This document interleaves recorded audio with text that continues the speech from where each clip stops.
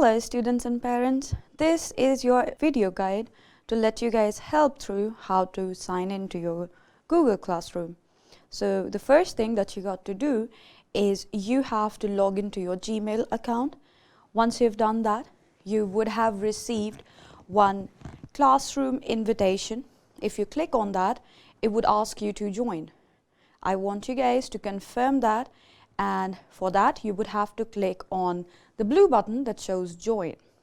Once you've done that, the page would direct you to your Google Classroom homepage where you would be able to see your homeworks, but to be honest, it's quite chaotic on the homepage. So for an easier guide, I want you guys to go through your classroom where your assignments would be sorted subject-wise. So let's say you guys take maths.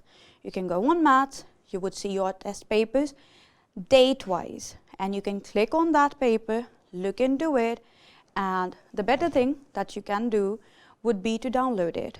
You can also write this or edit your answers into the PDF by using any software that is suitable for you, or what I prefer would be that you guys download this, print it out, and once you guys have done that, you write your answers on that paper.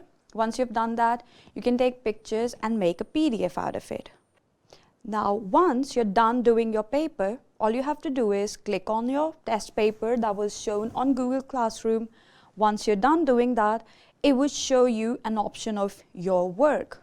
If you click on that, you would see that you can add or create, which if you click, it would show you an option of files. Once you open the option of files, it would ask you to upload any file that you want to. So for example, here you see, there I go dragging it and drop. The easiest way out there. And once it is uploaded, it would show you an option of turn in. Remember, turning in is important. If you don't turn in, the teachers may not be able to see your homework. So this is it, quite simple.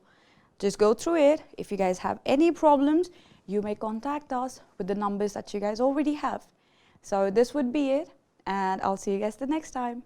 Bye-bye.